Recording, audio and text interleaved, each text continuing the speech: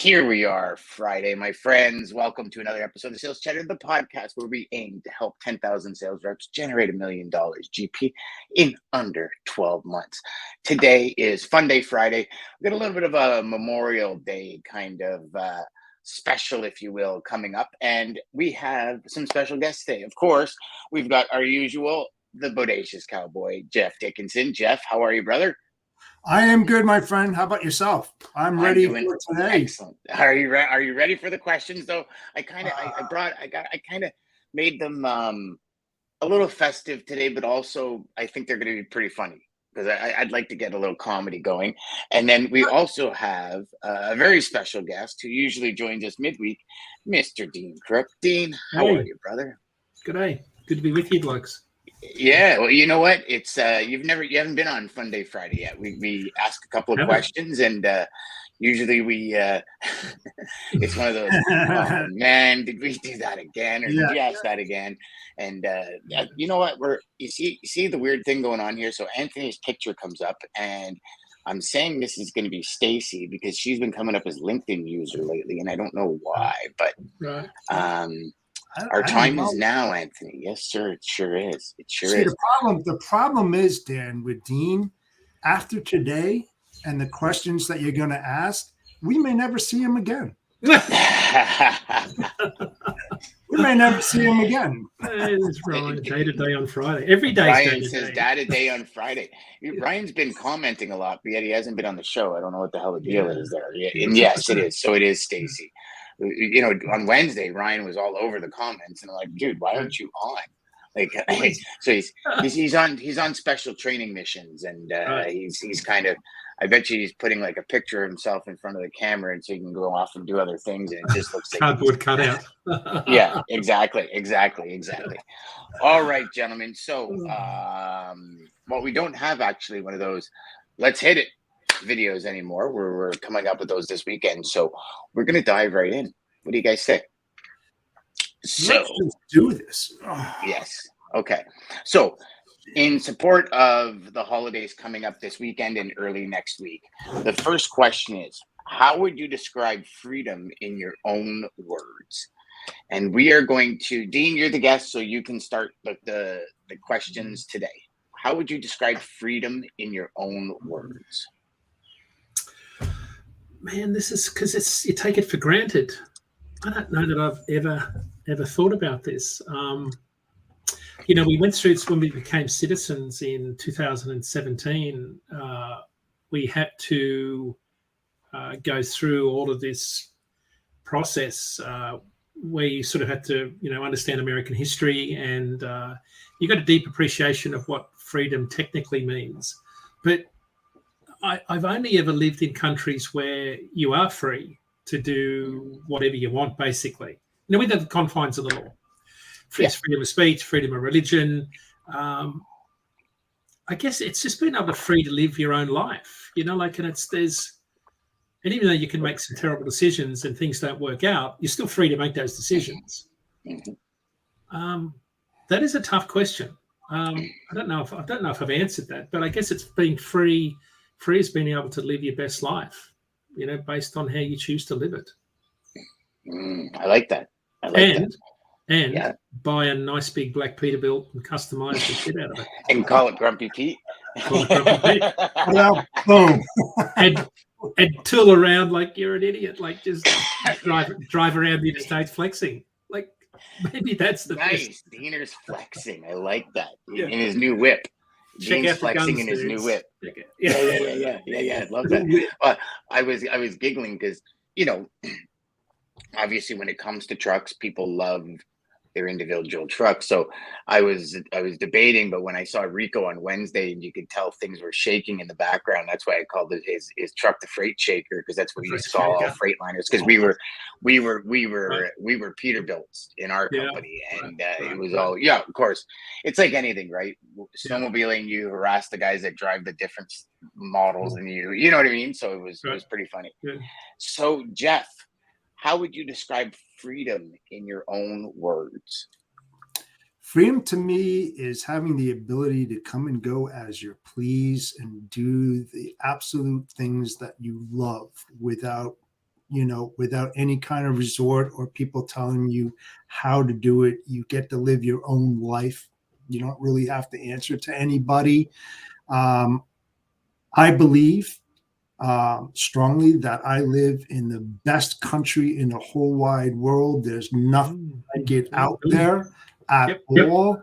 And I thank all the veterans out there and the men and women who gave it their all to allow us to enjoy our 4th of July and the holidays and all of that we just wouldn't be able to do without them. And I literally owe my life and my freedom to those folks.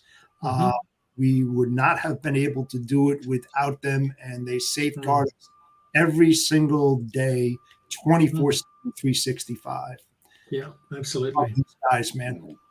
That's a good point. Freedom isn't free, right? And I saw that on a truck at a truck show. And the guy had a big sign on the back, freedom isn't free. And it kind of struck me because you're right. There's a lot of people that have paid the ultimate sacrifice for our ability to kind of live our life, sometimes oblivious of what's going on around us or what's going on before us. I think it's bigger of what's going on before us. Yeah. We were having this conversation on the weekend, and not to offend anybody, but we were talking about when was the last time countries when was the last time countries actually fought for freedom? I don't believe Desert Storm was a fight for freedom. I don't believe, and Canada participated in it as well. World War I, World War II, those were fights for freedom, because we had dictators wanting to take over and, pretty much take over the world. And, we had that question, and I won't get into it because everybody has their opinion on it. I think it'll cause too many ripples, but that fight for freedom, for the ability to have the rules, and to me, that freedom is the ability to create your own life, and you can allow the fear or you can allow the freedom. It's fear or freedom. There's two ways to go, and just being able to live the life we live. And Dean, you brought up something that is very crucial, where it's almost oblivious, that where we are today in our world and what we're able to do. And, even as easy as being able to just hop on a plane and go somewhere, at the drop of a dime. To me, that's freedom, right? That's the ability to do it. Where, I think of the Ukraine, and I think of Russia, and I think of all these places. And again, I've never been to the Ukraine. I've never been to Russia. I'm operating on what we hear in the news or we read, but it's not necessarily all that free. Where you look at Asia and some parts of China where you literally can't search certain things on the internet. It's blocked, right? And then you look at what the news was reporting when Russia and Ukraine went to war. It was nobody in Russia could get the data to share the truth that Russia actually invaded Ukraine. Do you know what I mean? So that to me is that freedom of being able to come literally into 10 feet from wherever I am and sit down at a computer, and hell, even wherever we are, and sit down at a computer and get all the information we ever need in life to help our life progress in a positive way. Right. Absolutely. And something over the weekend, if the folks out there would just take a minute out of your life while you're enjoying a barbecue with your family and friends, just think about the guys, the women and men out there that gave you this opportunity, and just say a little prayer. I do it all the time, man. Definitely. Yeah. And you know what? It's a shame that there's only one day. We'll have Remembrance Day up here. I know you guys do too. We'll have Remembrance Day, and I think there should be more days to honor the men and women that actually, you guys said, gave the ultimate sacrifice for us, right? So, all right, we will move on to the next one. This one is good. That means is it bad. possible? That means bad. Is it? Yeah. Is it possible to know the truth without challenging it first? What do you think of that there, Dean? Dean's yeah, I don't know why I came on Friday. See, I told you, Dean. What the? the heck? I needed some time to prep. This is way too heavy for a Friday. My brain is fried by the time I get to Friday morning. So yeah, so it's a good question. I question everything. I don't know. So you've heard me say on the show, weigh information on your own scales. Yes. Right. So I take everything and I weigh it and I think, yeah, that makes sense. No, that doesn't. I think you've got to have a pretty good BS radar. I'm pretty in tune with what doesn't smell, sound right. And this is going to get tougher too when we start getting into this world of AI generated content, both audio and visual. It's going to get harder and harder to spot the fakes. But to answer the question, Dan, I question everything. When you live in the world of data, data can tell you almost any story you want, right or wrong. And I have been totally wrong on some subjects. Early in my data analytics career, I've looked at some data sets and have made some assumptions, and it was just flat out wrong because the data was bad. And you can arrive at, a solid conclusion based on the wrong data and be, embarrassed incredibly. So I've learned from those mistakes. I kind of weigh information on my own scales and make and arrive at a decision and say, yep, that's right. Or no, that's not right. I love it. Jeff? Dean, you know what? It's okay to be wrong. It really is. It's okay to be wrong. So my thoughts on this is that I believe in God. Everybody else brings data. Plain and simple. Everybody else verify. That's it. You know what? I come from the show me mindset. Okay. Right. It's like they say you're supposed to remove the emotional feelings from the data that you present and let it speak for itself. I try to get as many resources as I can to make my own logical assumption, but nothing is better than the customer's data themselves. When you're taking their data, nobody else's, and you're slicing and dicing it and coming up with a conclusion that's theirs and nobody else's. Right. And then what you're doing is you're relating that information with the outsourced data resources that you're getting, and you're trying to match it up. What's driving and what's not, getting rid of the bullshit out there, right? Yep. And saying, hey, this is exactly what's happening. This is the way that you're going to move your business forward.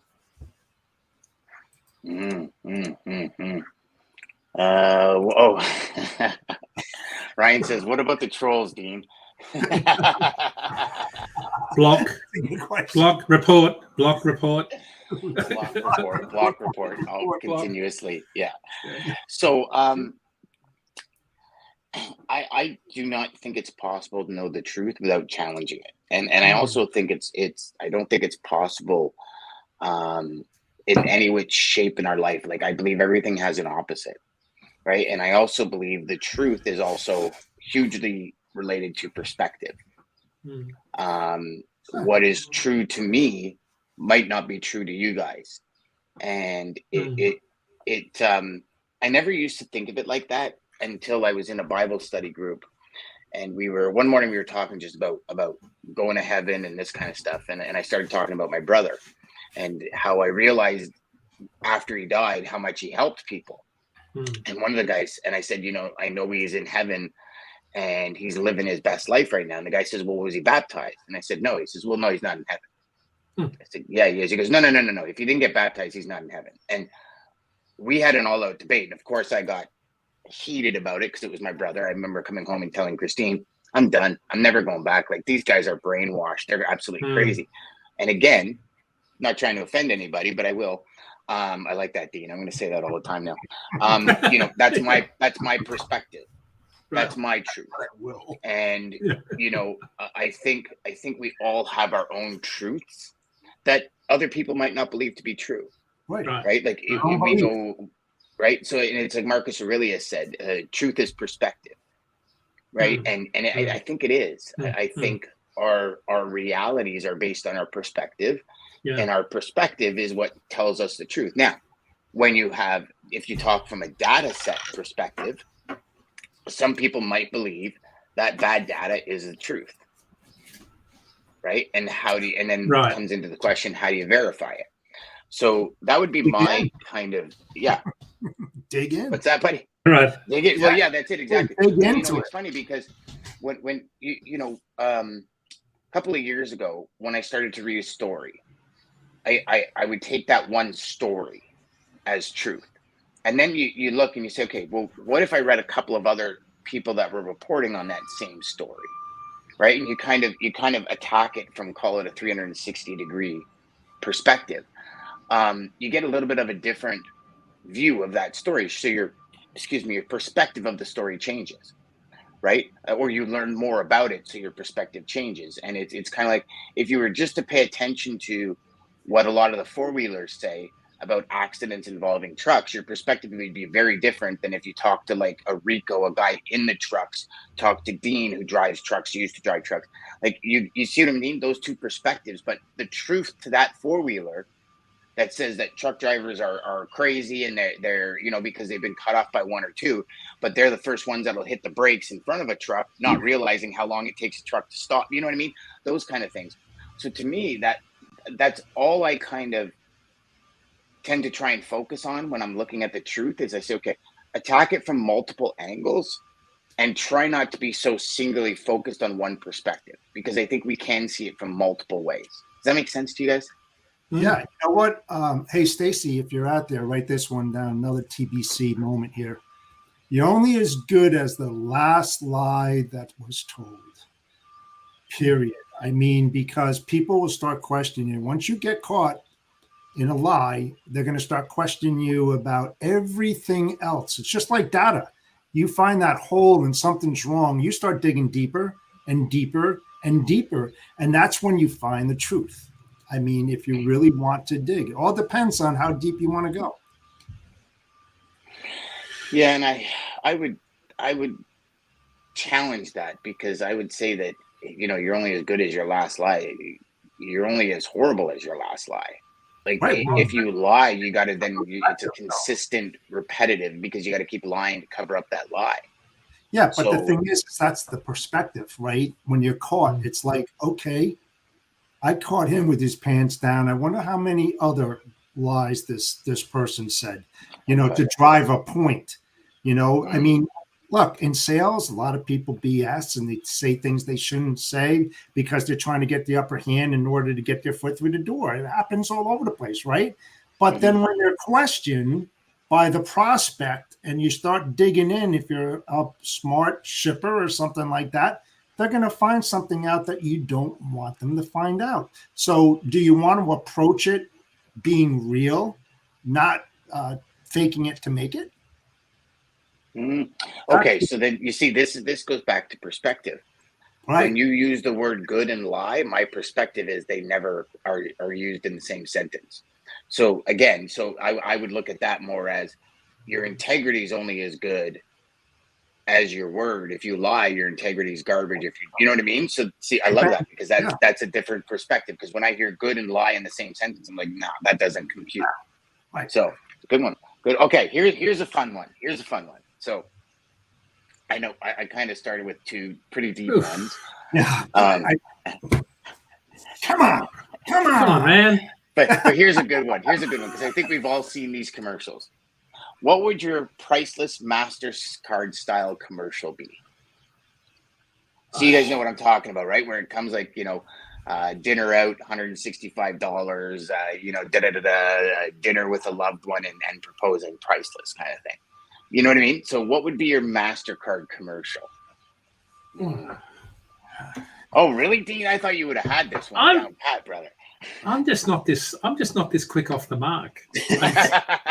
I'm terrible on radio. I just, when I get on Sirius XM with Jimmy Mack every second Thursday, he can talk and talk and talk. Like, he's such an eloquent speaker on so many, and I'm like in awe, because I just can't, like, off the cuff, he can talk about anything, like at no notice. I'm sitting there struggling to put two words together. I don't know. This is a difficult one. I don't know. If we could have a filler, I could probably think up something pretty quick. we go to an ad? Can we have an ad break? Yeah. We'll let Jeff go. Oh God. He's struggling too. Oh, mascot. I mean, I'm thinking something funny, which is priceless. So, damn, Danielson, damn. And you know what I did this morning is I came up with the questions like 3 minutes before the show because I didn't want to have too much time to think about them either. Oh, come on now.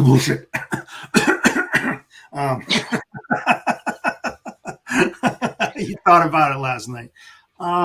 See, I would have thought Dean's would have been like, knee surgery, weeks of pain, recovery, $336. Thank God for insurance.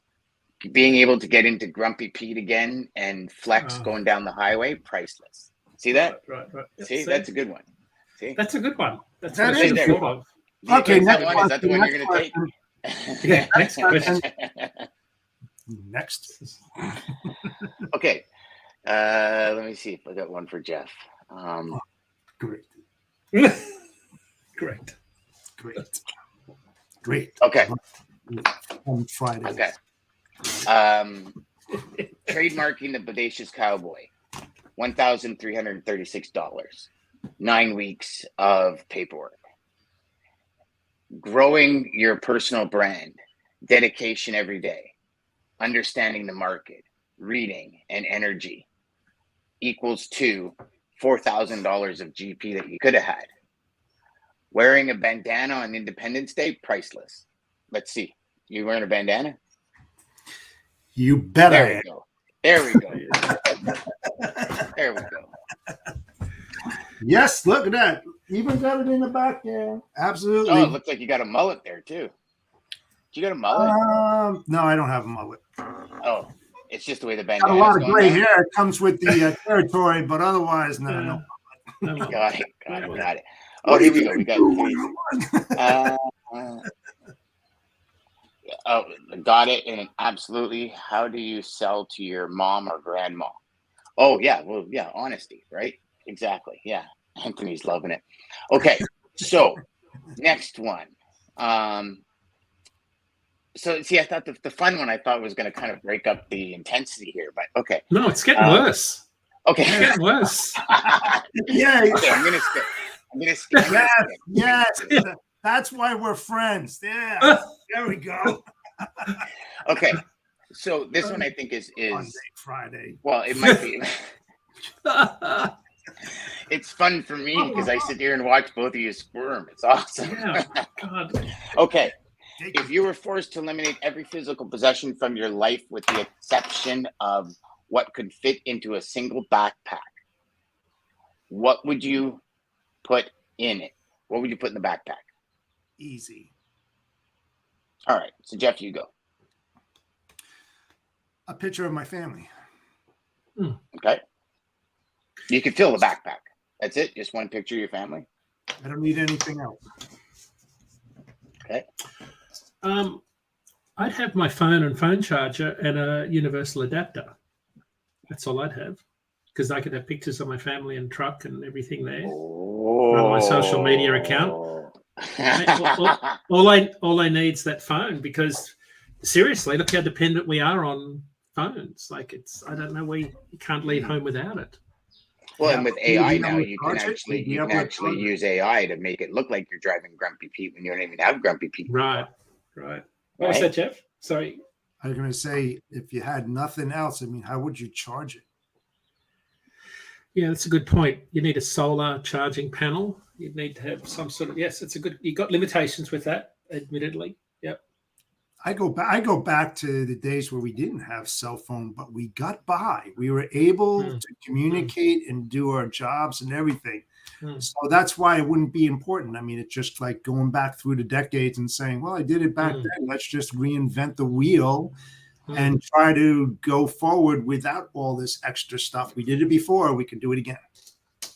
So the question. So go on. Well, so if we're going that far, then the thing that I'd have in my backpack would be a packet of matches. Like, Ah. because that would be, I can survive if I got some matches. Come on, man. You weren't a Boy Scout then, because all you need is a twig and some brush and spin that baby, man, and get that fire going. We don't need no freaking stinking matches. I skipped that. Okay. You know what? I got to put out a challenge here. So I challenge you, Jeff, to record yourself getting little twigs and spinning a stick until it lights this weekend. Oh, man, it's been a long time, but I can do it. Yeah. A long time. Yeah. Well, and watch over the weekend. Dan's gonna go. You know what? I'm trying that song. I'm thinking. Yeah. Well, you know what I used to use? You ever used what is it called? Flint? Is it called flint? It used to come in like a stone, and you would cut. Yeah, you could do some that. of it off. And then you would just it would need a spark, and then it would create this intense heat to start fires. Or the other way is gas, magnifying glass. That's all you need. Yes, magnifying glass. That's it. Or prism, or magnifying glass. Mm-hmm. I remember that trying to light ants on fire as a kid. But they kept moving. Like you can't. It's impossible because they move so fast. But it was okay. So we'll move on here to the next one. So I really thought that MasterCard one was going to be fun. You guys are absolutely thrilled. This is the recovery phase of the show. We have to bring this home. Like we have to recover, Dan. Okay, so here. Okay. This is the last question anyway. So we have to have it as recovery. This is the last question.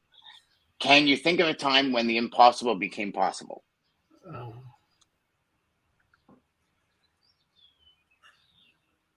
Yes. All right, go for it, Jeff.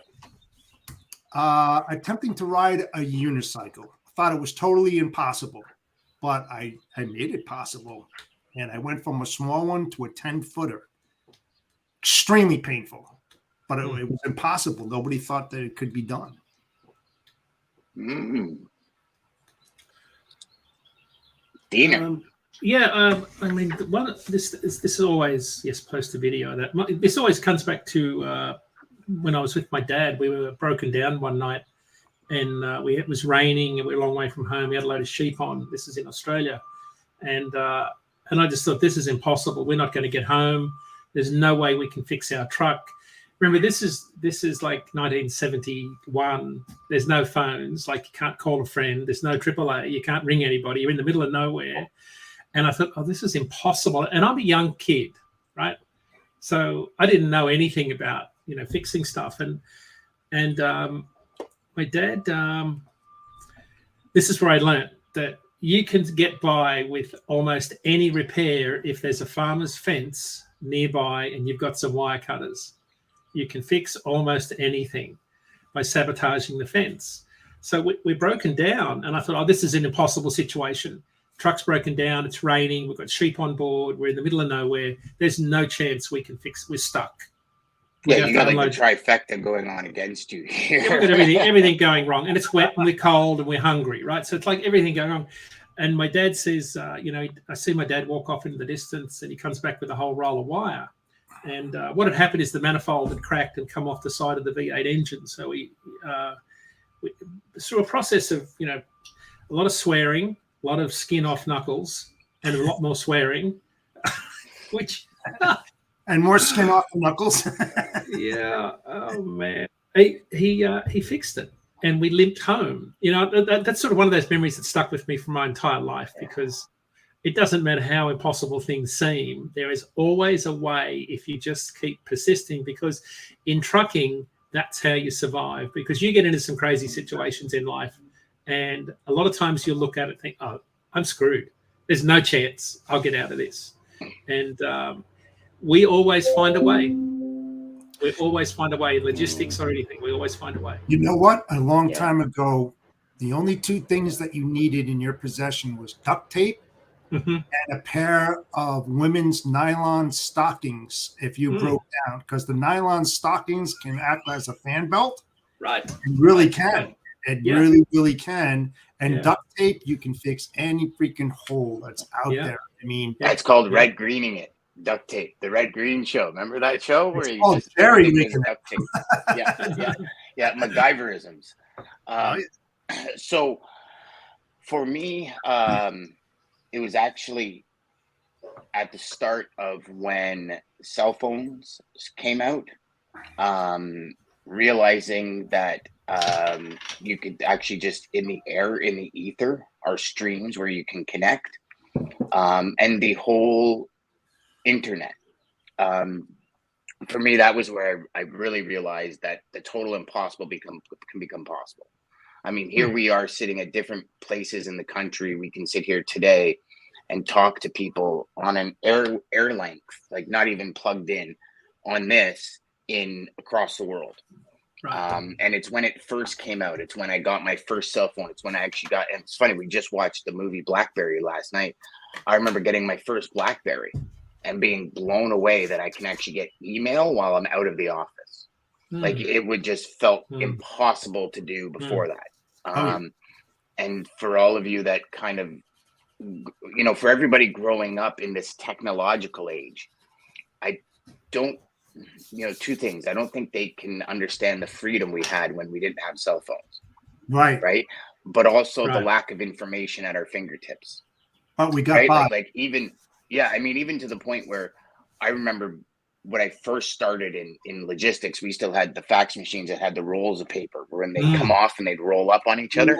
And we were handwriting load sheets. 11.5 by 17 green bond. That's it. And, I remember when somebody would say, oh, there's a huge storm down in like Indiana or something. There was like no way to verify it. Right. So you talk, verify it, the truth without challenging it first.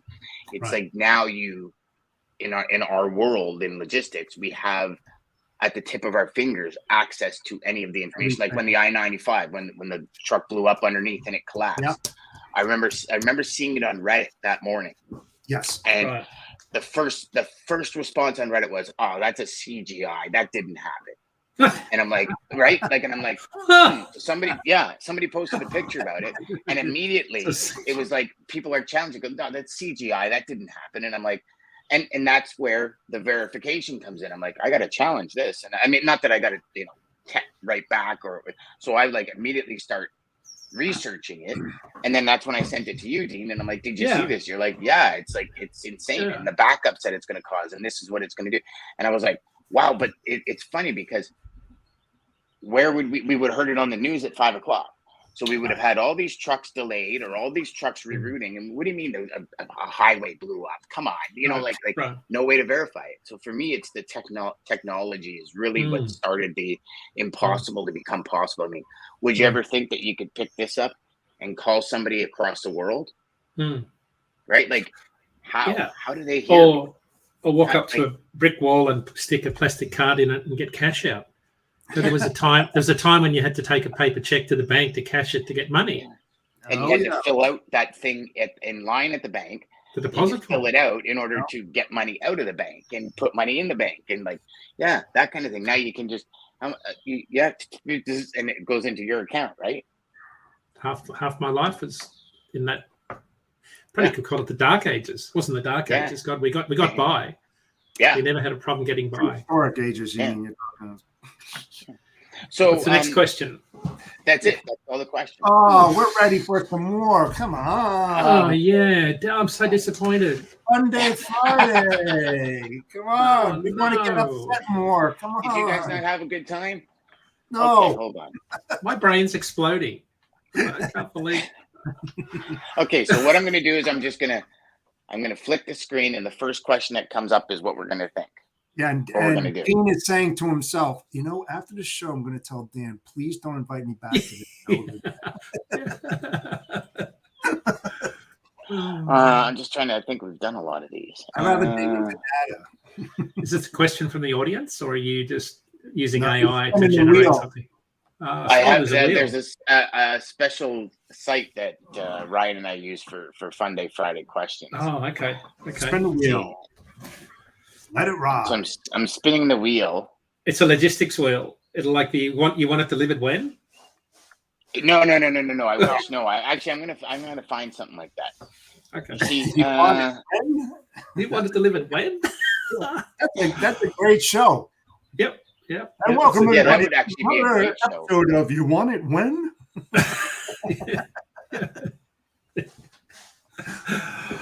Yeah, just leave me in the room so I can come in fast enough so it all flies out the back door as I go to unload it. Welcome to Logistics Okay. Comedy Central. How's that wheel looking? I'm What's No, he's going on there? He's building it. He's building the damn thing. Oh, he's like- building it.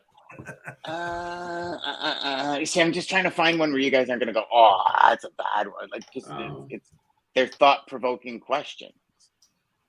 I like them. Okay. Would you ever give up your life to save someone else? That's a good In a one. heartbeat. Absolutely. Absolutely. Absolutely. Yeah. I've done that. Yeah. Yeah. I've actually saw a really bad accident where this guy flew out the back doors of his van and differential landed on his head. He was still alive. And we knew we had to get him out of there. And two of my friends and I actually lifted the back of this freaking van up after he hit the column that holds up a bridge at like 90 miles an hour and pulled him out. The other guy slid across the door on the side door of the van. This is back in the 80s. And a heartbeat, just like that. The other thing that's really weird, and I don't understand this, I'm still trying to work through this. If it's a human, I can do anything to help them out. If it's an animal, I can't respond, and I have no idea why. I have no idea why. Yeah, I have no idea. No matter how bad that human is, I mean, bad in shape, I can see it all. With an animal, I can't. I don't know why. I think it's how we're wired. Like some of us run to danger, some run from it. Like I just, it's like it's like a reflex action. You are straight there. Like it's, I don't know. It's a weird thing. I've done the same thing, Jeff. Like you put yourself into incredible danger and you take incredible risk to help someone else out. It's how some people are wired. Yeah. Yeah, that's true. How about you, Dan? Yes, the end. Well, I kind of think of this in a couple of different ways. Like if I'm standing on a platform at a subway and I watch a guy jump into the subway, I probably wouldn't jump in after him. Right.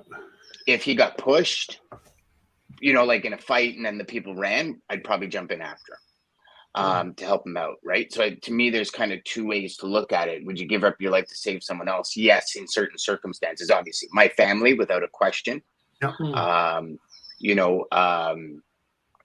I think if it were somebody like falling down a hill and in kind of waters and all that, I would definitely try and save them. I don't know if I would necessarily, because also I'm realistic. Like if they're in, whatever they call it, rapids, and you jump in, you're probably going with them, right? So it's like getting a branch, trying to, you know what I mean? Like trying to save them 100%.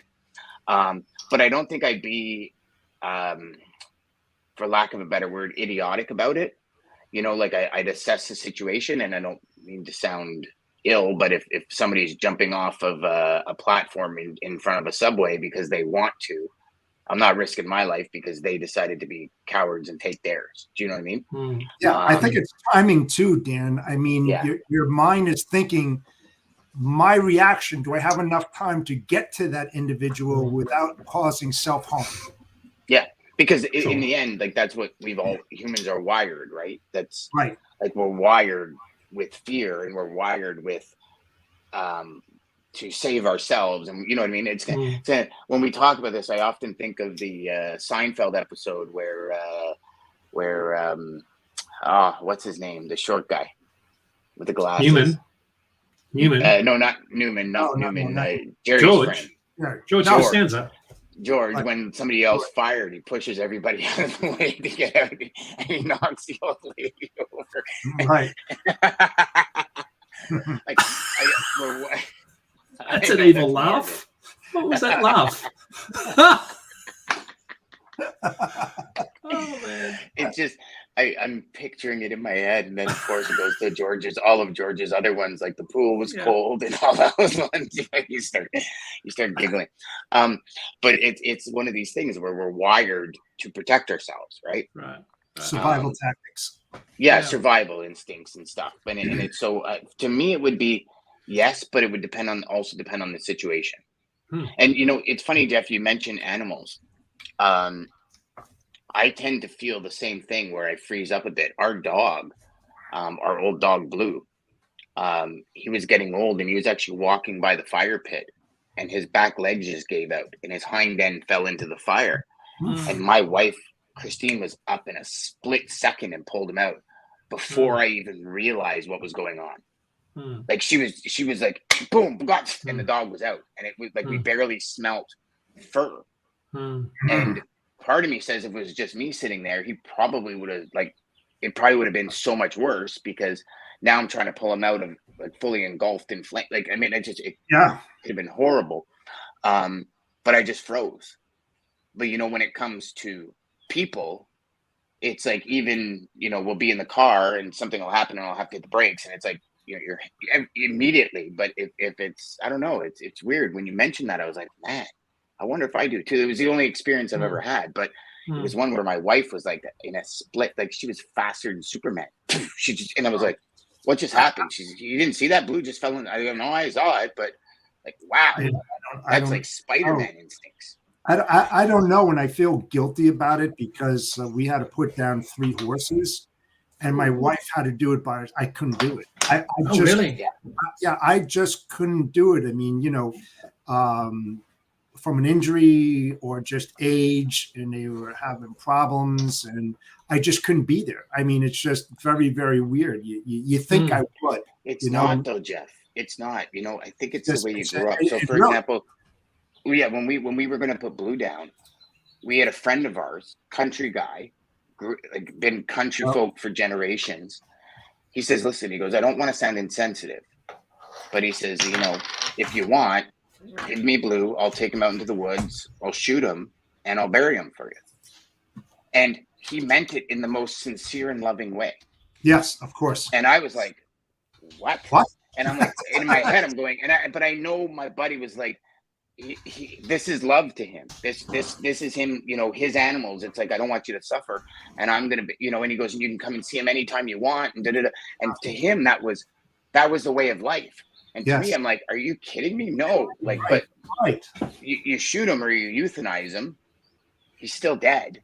But it's like, so I think, again, it goes back to that perspective, right, that we were talking about. I know this has got really deep now, but. Yeah. What the heck? What the heck? Can I lighten things up a bit? Human down, it's easy, right? Yeah, Diener, lighten it up, brother. Lighten it up. So we had a discussion with a good friend of ours down in Cape Coral late last year, and he had a theory in life. He said there's basically 3 types of people: there's spotters, cleaners, and spotters and cleaners. And I said, what do you mean? He said, well, when someone sees a big pile of dog shit on the ground, some people are spotters. Oh, look over there. Other people are cleaners that will race over and pick it up, but the spotters never clean up, whereas the cleaners are always cleaning up after everyone. And there are some people that are spotters and cleaners. And this was like after about 50 beers and a dozen pina coladas, and like we had it was a fascinating. But the more we drank, and the more we thought about this, we thought this actually has legs. I think there's actually a lot of spotters and cleaners. And there's probably a lot of people that are spotters and cleaners combined in life. So that's my theory. Is that but something? But hold on a second, right? Sometimes those cleaners, they get so fed up with cleaning up everybody else's problems that they became a spotter and let other people go and clean it up for them. Right. Spotters and cleaners.